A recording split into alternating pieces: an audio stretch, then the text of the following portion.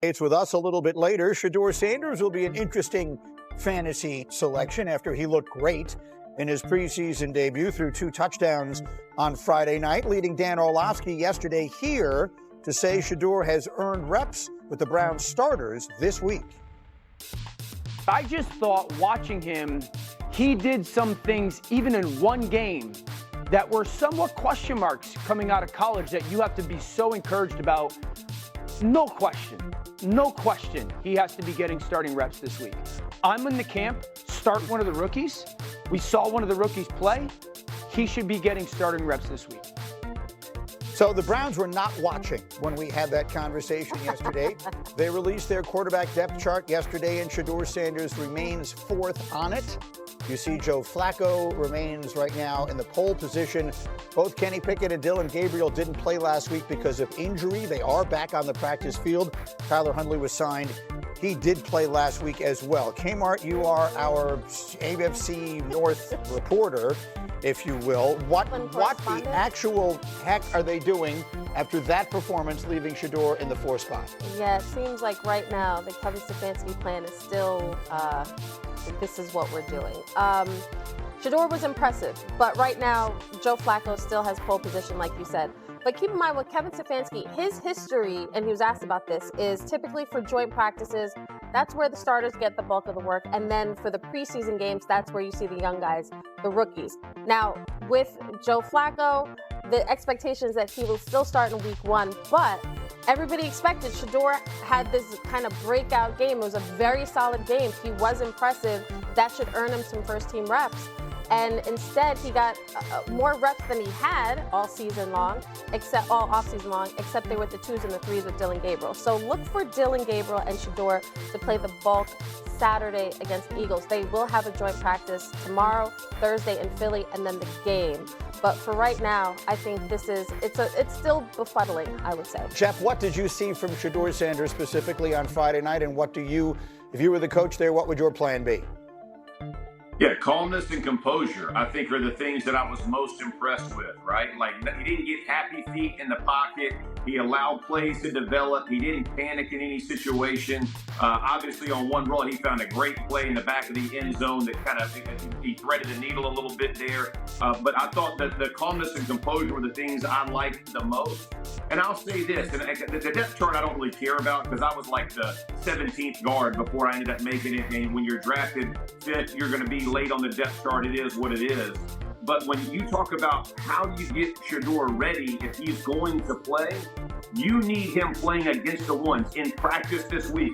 In 7-on-7, he needs to be the guy throwing it. You get Schwartz when you're running 1s versus 1s against your own team, who's the coordinator for the Browns. Those type of things, because you need to see when guys are going to be playing week 1, not the guys who are going to be on the street or with some other team come week 1, the guys who will be playing, you need to see how he reacts in those situations.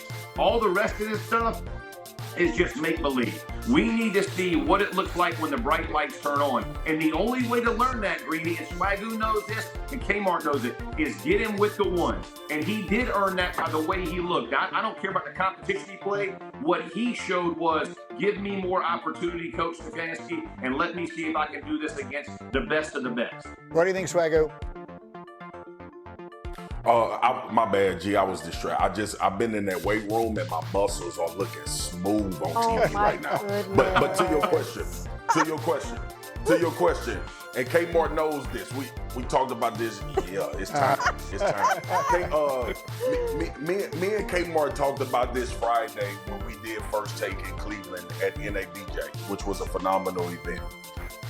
I said that what Shedeur could do in this preseason game is earn more reps with the 2s and the 1s, right? To be Joe Flacco's backup, and if you continue to progress, potentially, you may become the starter based on what this coaching staff sees. I'm along with Jeff, and it sounds like 2 guys that's been in a bunch of training camps. That depth chart only matters in paper because I cannot believe that the Cleveland Browns are going to go back to practice after that performance from Shedeur and not give him more opportunity to continue to work his way up through this depth chart. You still have to give Dylan Gabriel a shot. you still have to see what Kendrick Perkins can do in these situations. So that's not a crazy idea.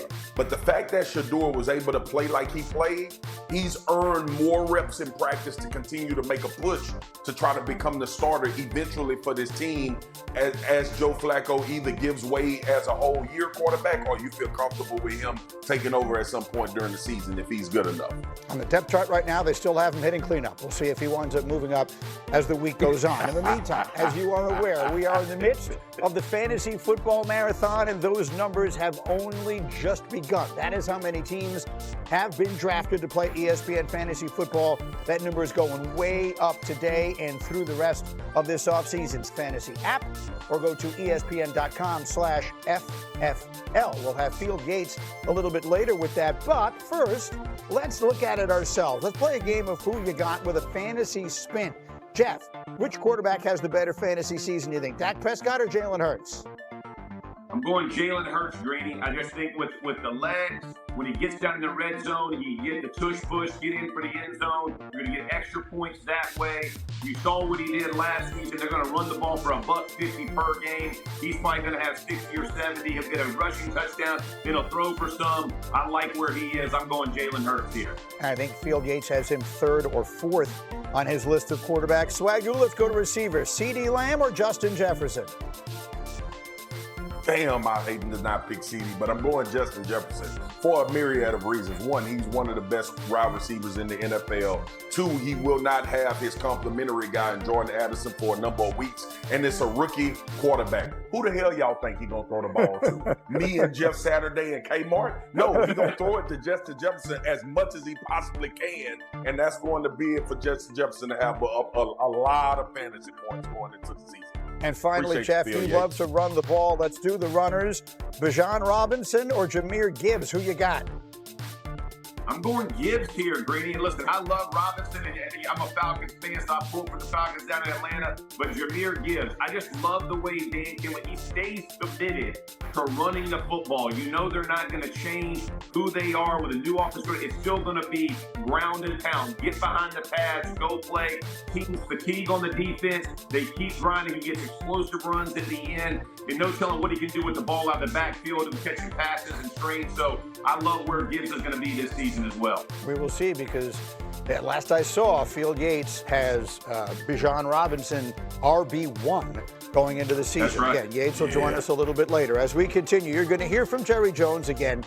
He was on this blue carpet last night doing what he does best. And in this case, he genuinely said the quiet part out loud about all the drama in Dallas. You need to hear this. So for him, it's a risk, right? Like it's a risk for everybody. If he plays under this, and I know he's making some money in this fifth-year option and all of that type of stuff, but as opposed to making maybe $20 more million to play one season if you get a deal done. And here's the other thing, man. Like when you think about Micah Parsons at this point, young,